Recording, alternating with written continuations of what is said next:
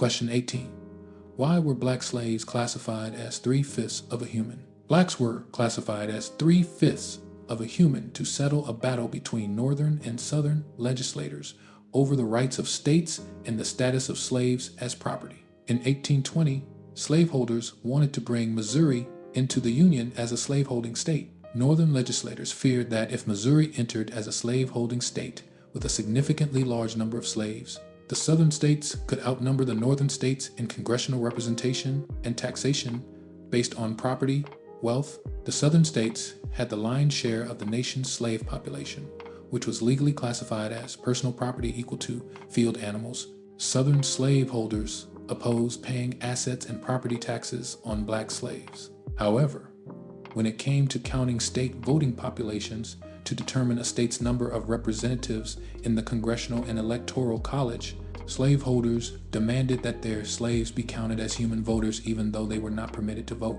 The Missouri Compromise of 1820, consummated between southern and northern states, granted several advantages to the South. The South would pay no property taxes on black slaves and could count them as 3/5 of a human being for voting and congressional representation.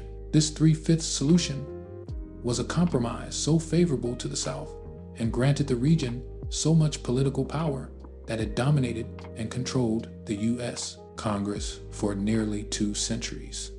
Modern-day Black Americans remain highly sensitive to the fact that their ancestors were classified as only 3/5 of a human being. For Black Americans, the 3/5 of a person provision added insult to the injuries that 360 years of enslavement as field animals had inflicted on them. The actual language of the Missouri Compromise, found in Section 2 of the U.S. Constitution, says, "Representatives and direct taxes shall be apportioned among the several states which may be included within this Union, according to their respective numbers, which shall be determined by adding to the whole number of free persons, including those bound to service for a term of years, excluding native Indians not taxed, 3/5 of all other persons." This section of the Constitution is also an example of the skill of the Founding Fathers in framing slavery and its rules without even a mention of the word. The South also used the leverage from their non-voting black population to elect white politicians to public office,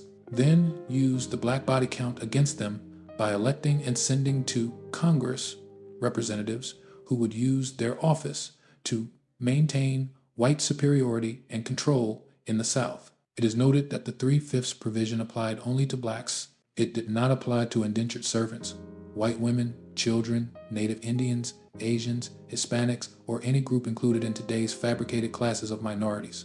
In general, the Missouri Compromise of 182024 injured Black Americans in at least 3 different ways. The compromise allowed Missouri to 1.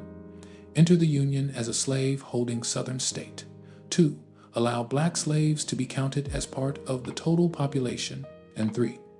Establish an electoral college system that reduced the power of the popular vote in national elections. Since the 1820s, Southern states had been able to outnumber the North in electoral votes and could wield enough regional political power to win most presidential elections and control the U.S. Congress.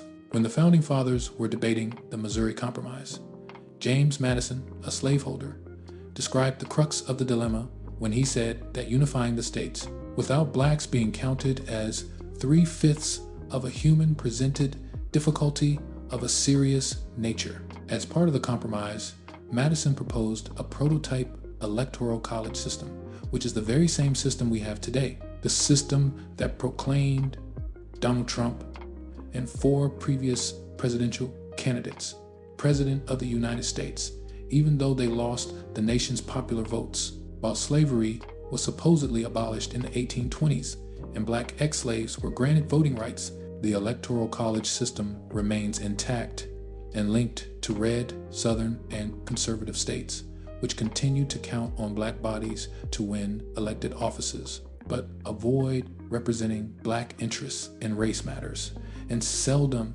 provide blacks with tangible benefits to improve their quality of life. With the increasing influence of conservatives, there is a chance that the entire United States of America just may again become all Southern, as it did when the Civil War ended in the 1860s.